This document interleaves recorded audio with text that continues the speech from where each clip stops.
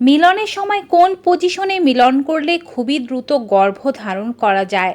এক কথায় গর্ভধারণের জন্য আদর্শ পজিশন কোনটি, যে পজিশনে মিলন করলে আপনি গর্ভবতী হতে পারবেন? আবার কোন পজিশনে মিলন করলে দীর্ঘ সময় পর্যন্ত শুক্রাণুকে জরায়ুর ভেতরে আটকে রাখা যায়?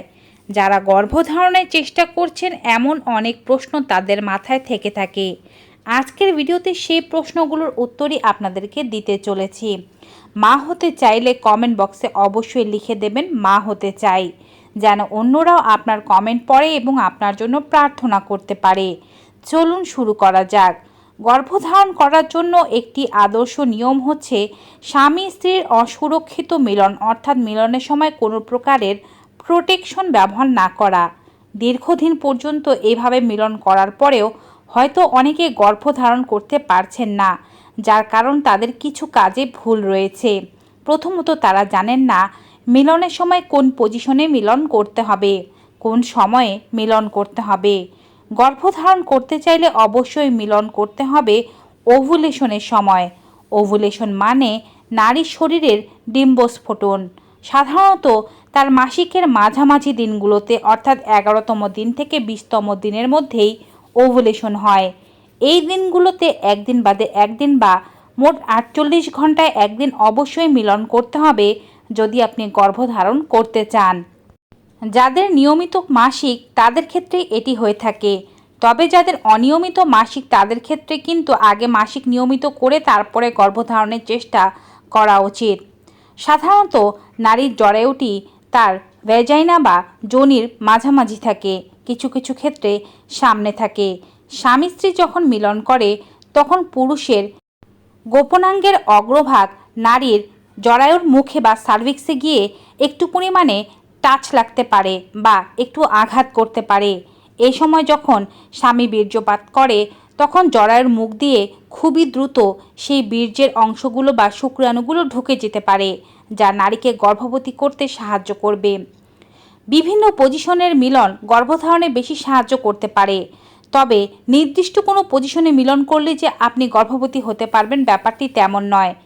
কিছু কিছু নারীর ক্ষেত্রে যে কোনো পজিশনের মিলনই তাকে গর্ভবতী করতে পারে, কারণ নারীর বয়স যদি কম থাকে, ডিম্বাণু যদি উন্নত থাকে, পুরুষের শুক্রাণু যদি খুব অ্যাক্টিভ থাকে, সেক্ষেত্রে যদি নারী নিচে থাকে পুরুষ উপরে থাকে, বা নারী উপরে থাকে পুরুষ নিচে থাকে, কিংবা ডগ স্টাইলে শুয়ে বসে দাঁড়িয়ে যে কোনো অবস্থায় সহবাস করলে সেই নারী গর্ভবতী হতে পারবে। কিন্তু সকল নারীদের ক্ষেত্রে ব্যাপারটি এমন নয়। যারা গর্ভধারণ করতে পারছেন না তারা অবশ্যই নির্দিষ্ট কিছু পজিশন ফলো করার চেষ্টা করবেন।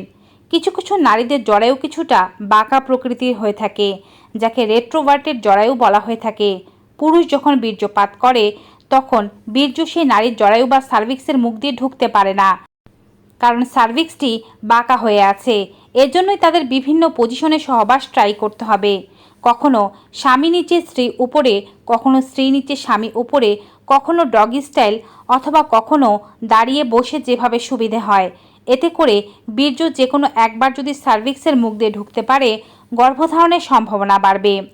পজিশনের মধ্যে সবচেয়ে আদর্শ পজিশন মনে করা হয় মিশনারি পজিশন, অর্থাৎ স্ত্রী নিচে থাকবে এবং স্বামী ওপরে থাকবে। স্বামীর পুরুষাঙ্গ যদি একটু ছোট হয়ে থাকে, কিংবা স্ত্রীর যদি রেট্রোভার্টেড বা বাঁকা জরায়ু হয়ে থাকে, সেক্ষেত্রে কোমরের নিচে বালিশ ব্যবহার করলে ভালো ফলাফল পাওয়া যায়। রেট্রোভার্টেড জরায়ুদের ক্ষেত্রে স্ত্রী উপরে বা ডগি স্টাইলও ভালো ফলাফল দিতে পারে। যারা গর্ভধারণের চেষ্টা করছেন কিন্তু হচ্ছে না, শুধুমাত্র মিশনারি পজিশনে ট্রাই না করে বিভিন্ন পজিশনে ট্রাই করুন, যেন গর্ভধারণে সুবিধা হয়। এছাড়াও সহবাসের পূর্বে এবং সহবাসের সময় কিছু নিয়ম মানতে হবে। সহবাসের পূর্বে কোনো প্রকারের জেল, লুব্রিকেন্ট বা মুখের সালাইভা ব্যবহার করবেন না। এগুলো শুক্রাণুর গতিবিধিকে নষ্ট করে দিতে পারে।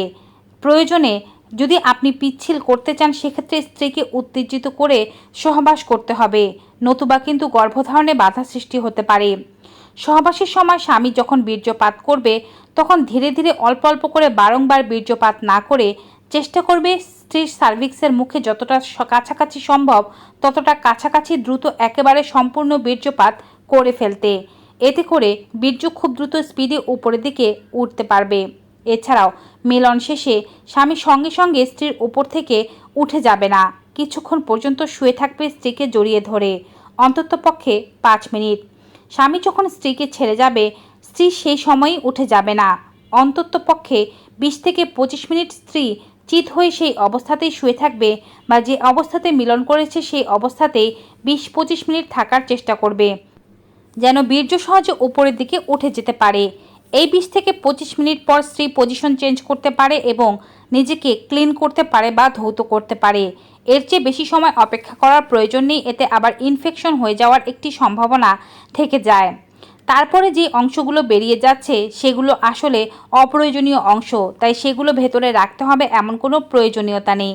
তবে প্রথম 20-25 মিনিট যদি স্ত্রী একই অবস্থানে শুয়ে থাকতে পারে, এতে করে শুক্রাণুগুলো ওপরের দিকে উঠতে সুবিধা হয়। তো নিশ্চয়ই বুঝতে পারছেন সহবাসের সময় কোন কোন বিষয়গুলো মেনে চললে দ্রুত গর্ভধারণ করা যায়। ভিডিওটি ভালো লেগে থাকলে বেশি বেশি সকলের সাথে শেয়ার করে দিন। সন্তান নিতে চাওয়া সকল দম্পতিদের সকল মনস্কামনা পূরণ হোক, এই আশাতে ভিডিও এখানেই শেষ করব।